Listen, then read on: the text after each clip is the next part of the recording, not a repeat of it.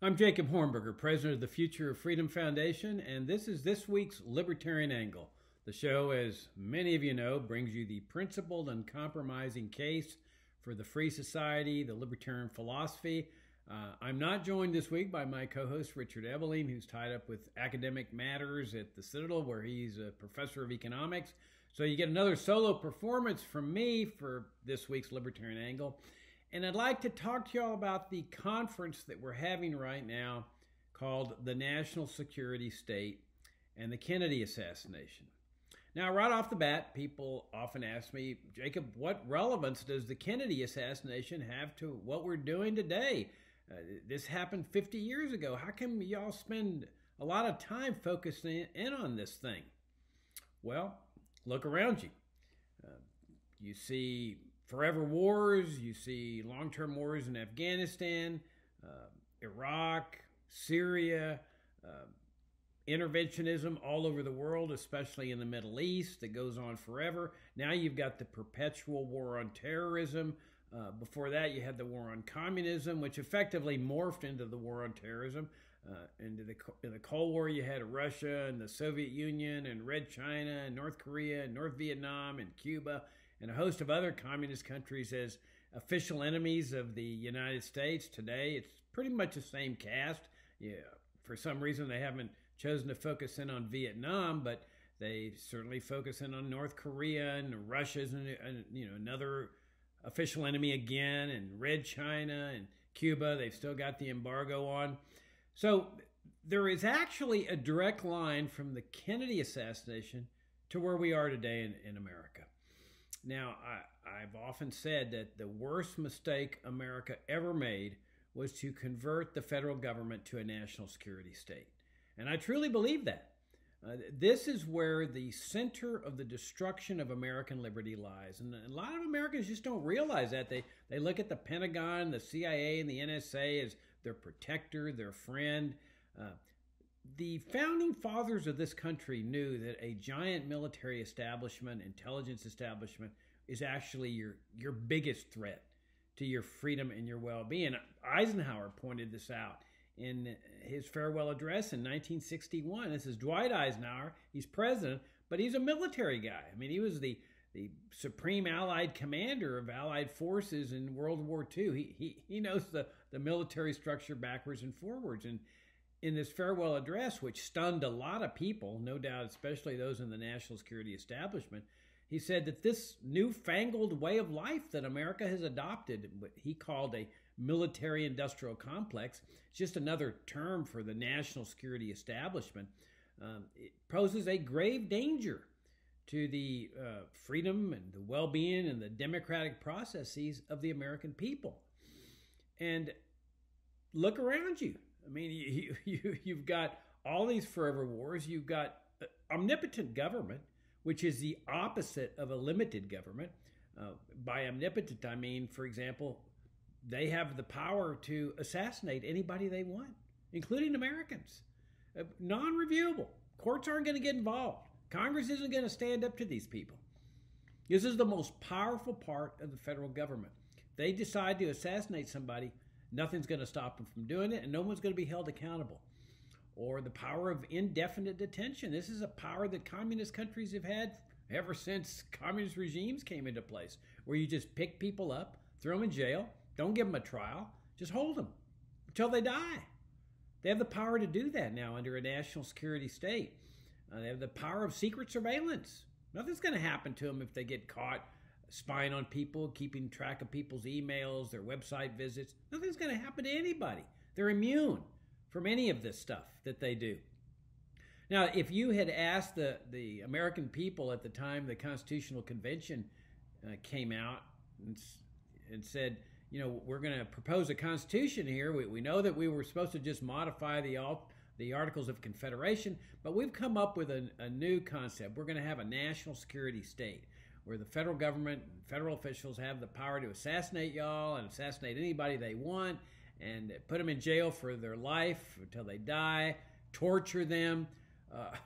The American people would have just laughed. They would have thought it was a big joke.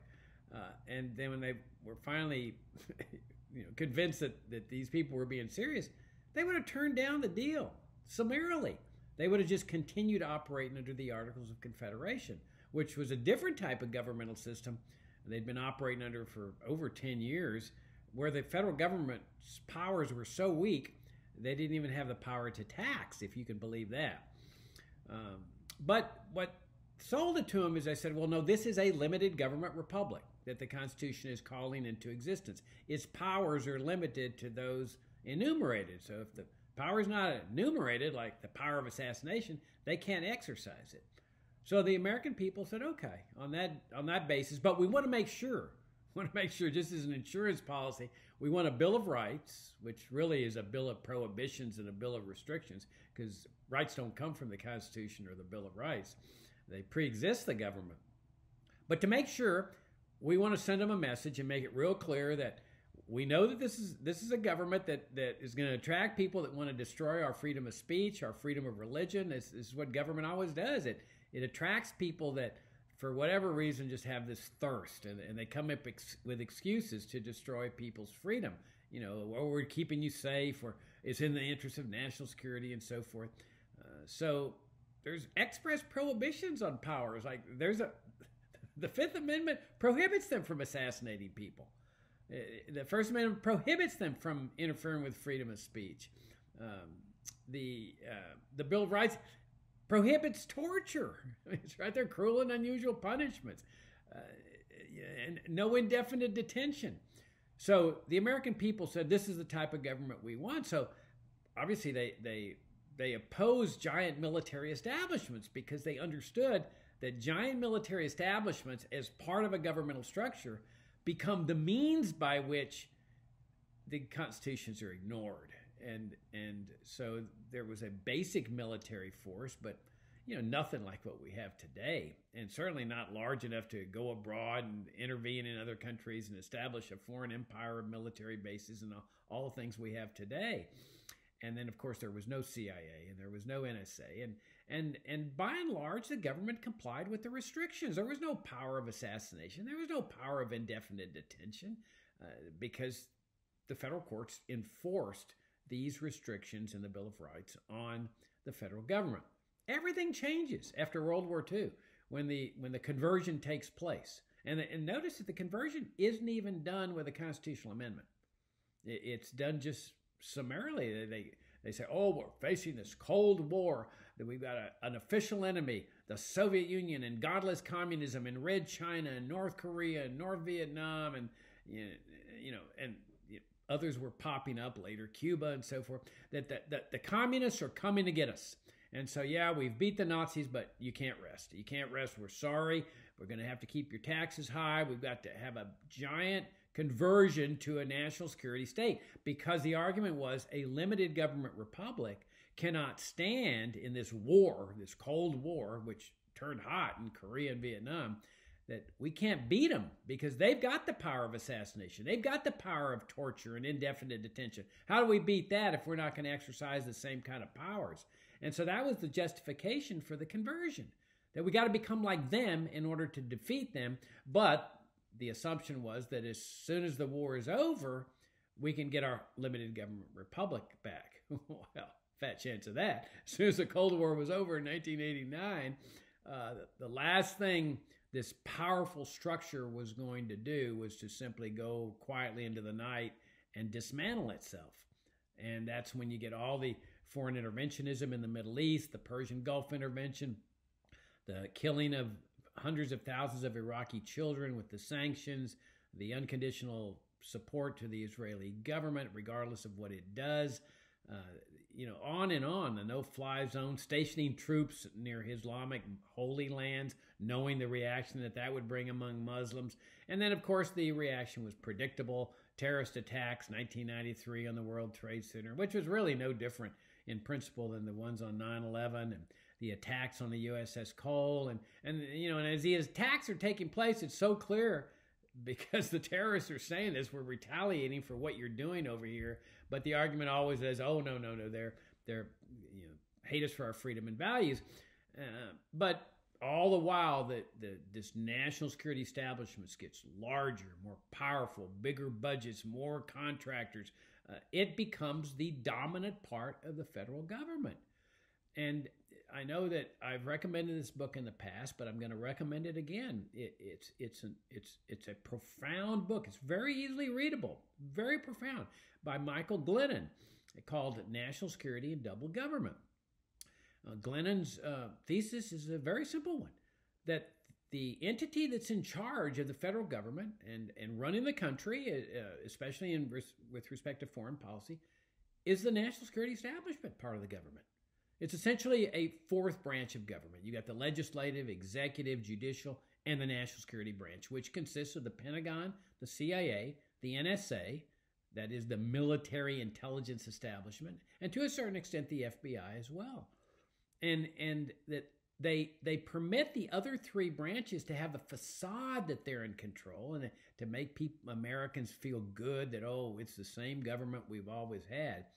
But in fact, it's the national security establishment that's in charge. I mean, you've got this Secretary of Defense. He's a military man. That's not what was supposed to be the case. It's supposed to be a civilian in there. And people think, oh, well, why did Biden do that? Nobody stops to think about that Biden didn't do it.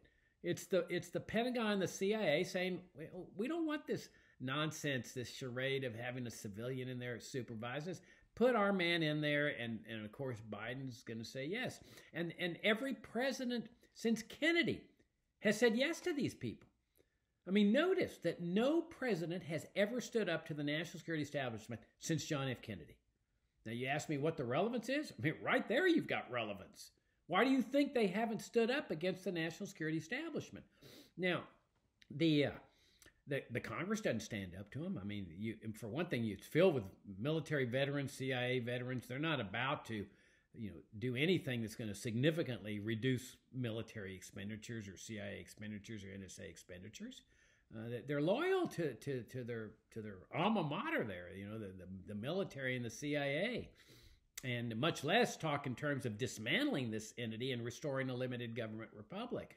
And then you've got the threat of loss of military bases. I mean, as soon as a congressman even thinks about reducing military expenditures in a significant way, they target him with cancellation of bases and military projects in his district.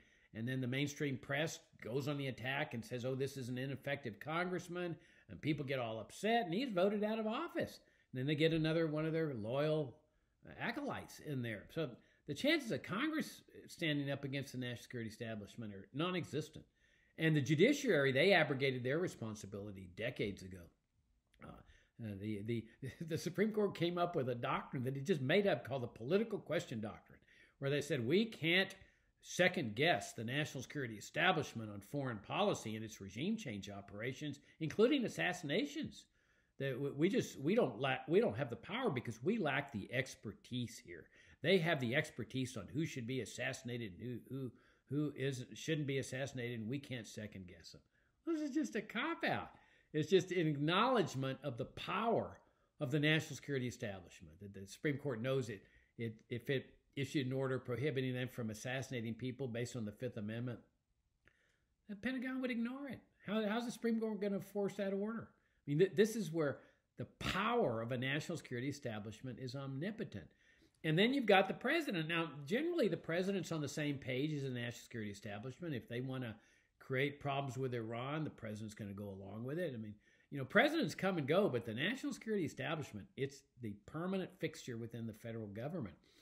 And so presidents since Kennedy have all gone along. Now, Trump was a little bit different.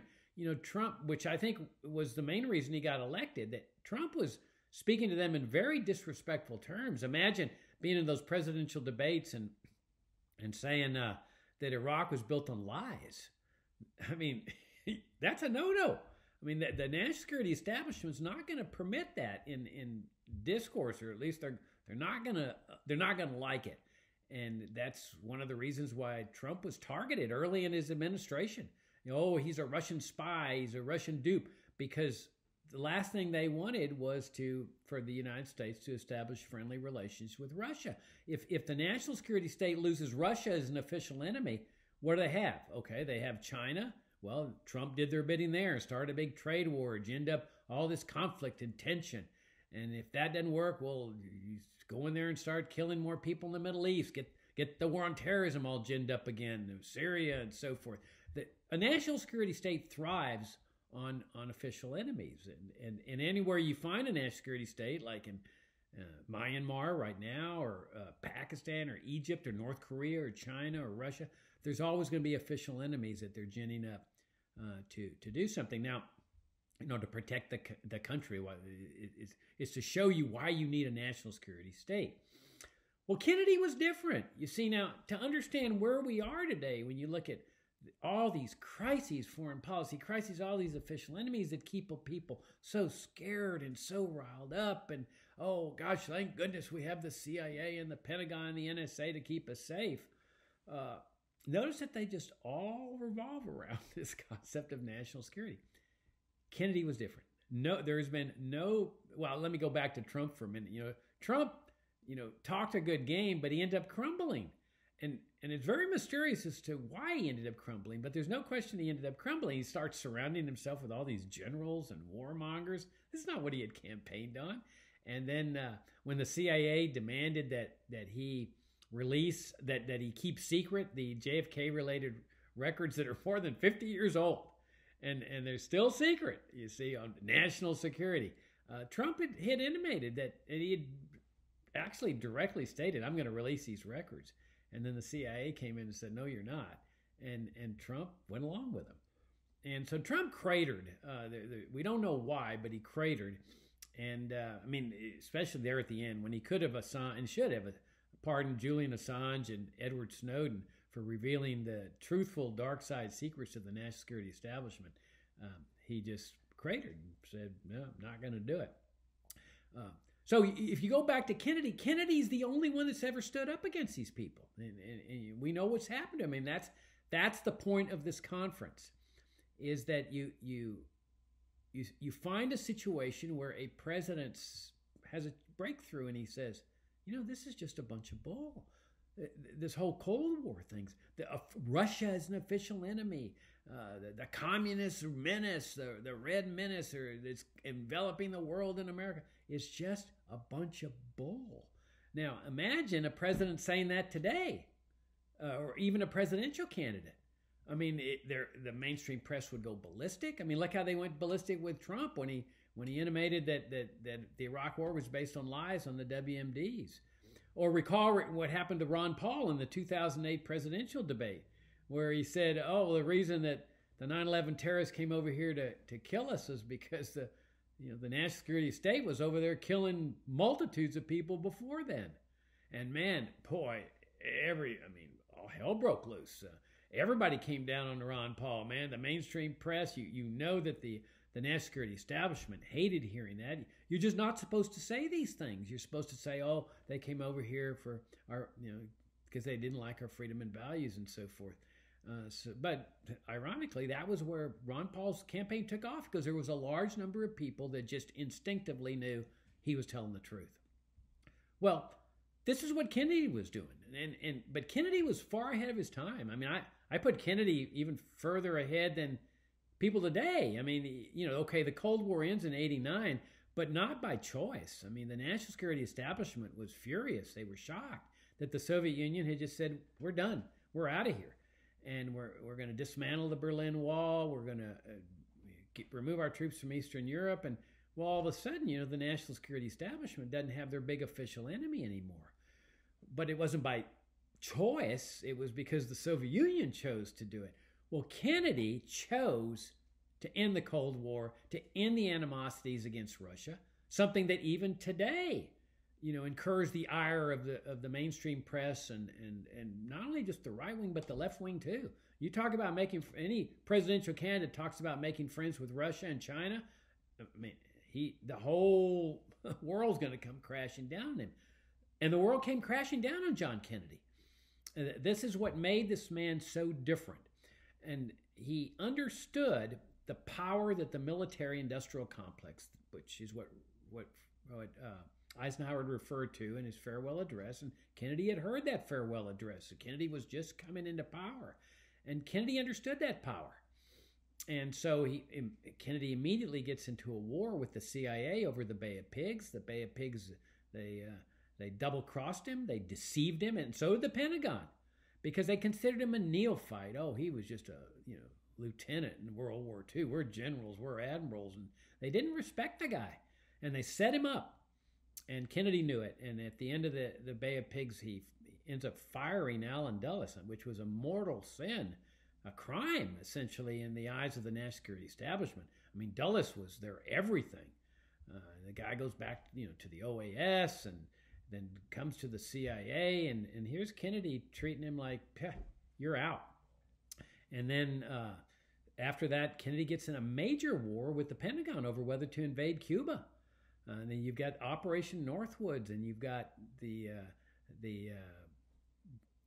Cuban Missile Crisis, which General LeMay on the Joint Chiefs of Staff called the worst defeat in U.S. history, because Kennedy had left Cuba in the hands of the communists, which they said was a grave threat to national security that America couldn't stand if Cuba stays under communist rule. And that's why you have this assassination plot where the CIA entered into a partnership with the mafia to assassinate Castro. I mean, they truly believe this. That's the thing to keep in mind. Now, all the defense contractors and stuff, a lot of them are in it for the money.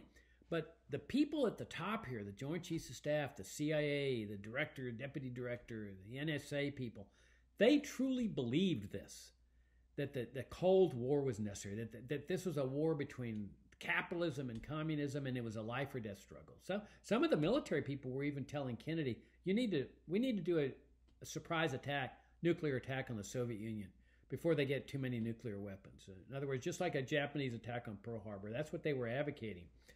And Kennedy lost total respect for them. I mean, after the Cuban Missile Crisis, he says, I'm done with these people.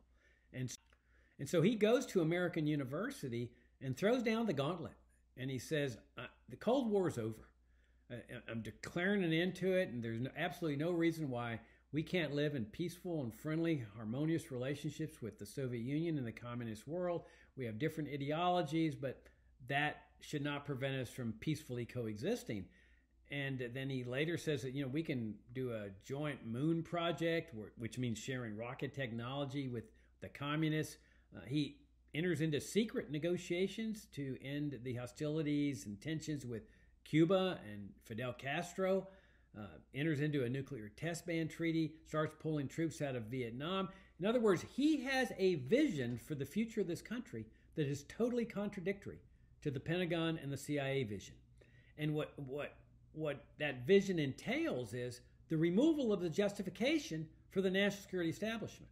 The national security establishment, which considers itself to be the experts on communism and national security and the Cold War and where the future of America lies, they realize that they believe, they're convinced that this president is placing America, due to his naivete, into a very, very precarious situation, a situation so precarious that it's going to ultimately mean a communist takeover of the United States. This is a conflict of visions that cannot be reconciled. It's one or the other. And if Kennedy prevails, the justification for the entire national security state evaporates. So this is the conflict that leads up to November 22nd, 1963.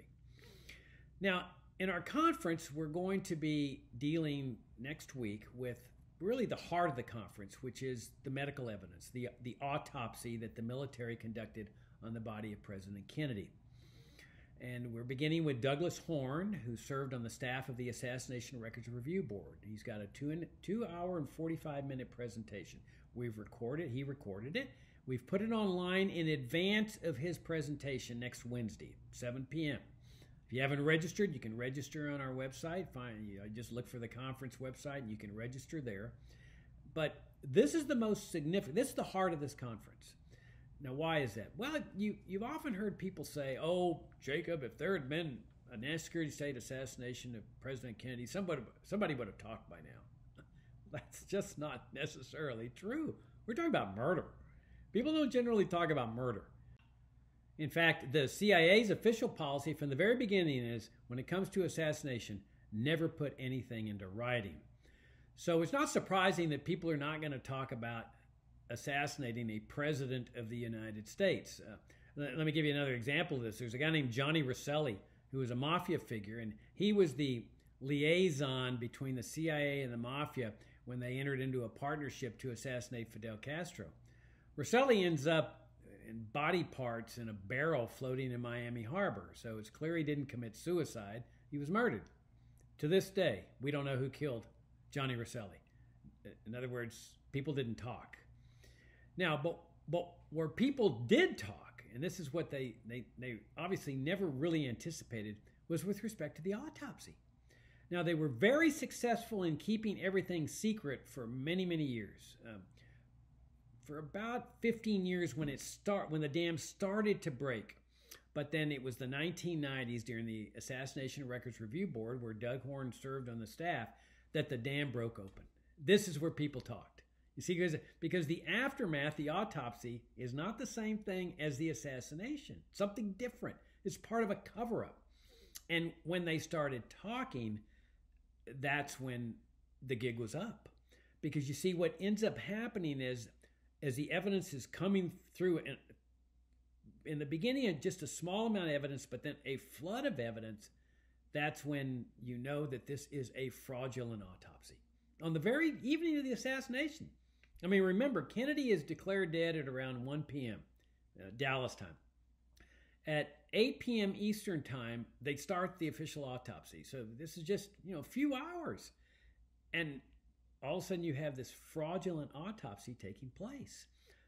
Now, how could they have come up with a plan for a fraudulent autopsy at the last minute? It had to be built in the assassination. And that's why the autopsy is so critical. Why? Because people talked. and they talked big time. And that talk leads directly to the conclusion of a fraudulent autopsy. But they kept it secret for 30 years. Most of it secret for 30 years until the ARRB uncovered what had happened when people started to talk.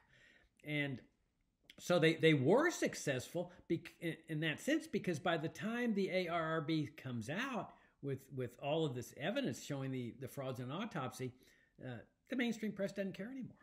A lot of people don't care anymore. Say, 30 years ago. So by them putting a cap of national security, state secrets, vows of secrecy, they made everybody participating in the autopsy take vows of secrecy. They made them sign vows of secrecy. And so when those vows started being released, then that's when the evidence comes out. And that's what you're going to see in the heart of this conference that we're putting on, beginning with Doug Horne's presentation. Now, he will be followed by 3 other physicians, doctors, independent doctors. And by the end of these 4 presentations, if you don't conclude that this was a fraudulent autopsy, I will be very surprised. When I read Doug Horne's book, it's a watershed book. He's got a 5-volume book called Inside the Assassination Records Review Board. It's not an easy read. But if you get through it, I have no doubts that you will conclude this was a fraudulent autopsy. Now, why is that important? Well, there is no innocent explanation for a fraudulent autopsy. Nobody's ever presented one. I mean, I would challenge anyone. Come up with an innocent explanation for a fraudulent autopsy. You can't do it. When you got fraud, there's a reason that fraud is being conducted. And when you got the fraud that's being kept secret for 30 years, and then it finally comes out, there is no innocent explanation.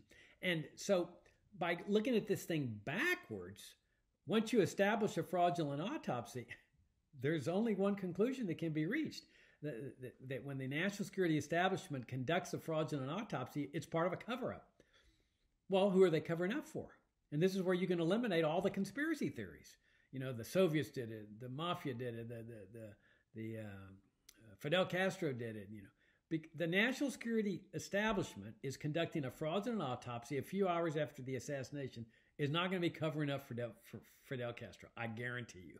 Not going to be covering up for the Soviet Union or the communists. And so that is a key to understanding this whole thing. You can throw around the term conspiracy theory all you want. And of course, the mainstream press does. But they cannot avoid this fraudulent autopsy conclusion, and which is why they've avoided it for ever since the ARRB came up with all this thing. I mean, let me give you one example. There's a woman named Sandra Spencer who worked in the White House photography lab. She's a Navy petty officer. And it would be impossible to find a more credible witness than Sandra Spencer. I mean, if you look at her, you can Google her, and her credentials are like a mile long. She worked closely with the White House on top secret photographic evidence. And no one has ever questioned her credibility. Well, on the weekend of the assassination, she's asked to develop the autopsy photographs. And she does. But she's led to believe this is classified. And so everybody knows what classified means. She kept it secret for 30 years. She's called to testify before the Assassination Records Review Board. And she testifies. Well, they show her the official photographs in the record, and she looks at them and says, "No, these are not the photographs I developed. The photographs I developed showed a big exit-size wound in the back of President Kennedy's head." So, assuming she's telling the truth, and nobody questioned her credibility.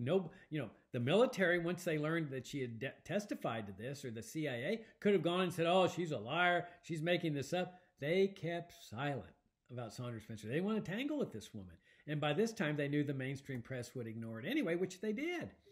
But the irony was that her testimony matched what Dr. Robert McClellan has said all the way up to the time of his death. I think he died last year. And you can Google his name, Robert McClellan, doctor, Parkland Hospital, Kennedy, and you can see a number of videos where he says there was a big exit-size wound. He said, "I saw it." He says, I summoned the doctors over and showed them there's no way to save this man. Look he's got an orange-size hole in the lower back of his head. The official photograph doesn't show that. It shows the back of the head to be intact.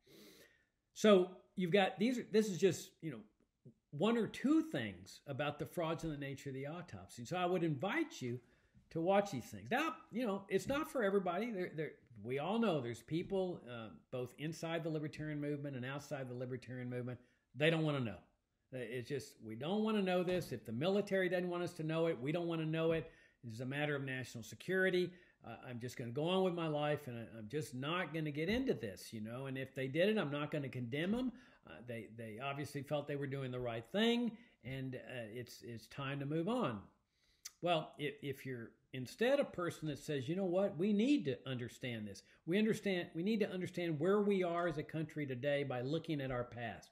Our entire past, the whole national security legacy of being a national security state. We got to look at MK Ultra. We got to look at the regime change operation in 53 in Iran, and then in Guatemala in 54, and Chile in 73, and Iraq and Afghanistan. And we have to see this whole military warfare state structure that pervades our country today, the power of assassination and indefinite detention. And part of this legacy is this assassination, because this is the only president who has ever stood up to these people and that war. And we'll be getting into that in the later stages of our conference. So if you haven't been watching these series, these videos, we've already had, let's see, I guess it's 5 lectures, and they're all on our website, fff.org, so you can catch up. But even if you don't catch up, these 4 lectures are the most critical. They're the ones that lead to the who of the assassination. The others are more of the why of the assassination. Why was this war taking place between Kennedy and the national security establishment? And so if you do want to jump in at this point, I invite you to watch Doug Horn's video before his presentation next Wednesday, which is going to be devoted to Q&A. And so you get a lot more out of the Q&A if you've seen the presentation. For those of you that are truly industrious, I would invite you, after you watch that video, to read my book, The Kennedy Autopsy.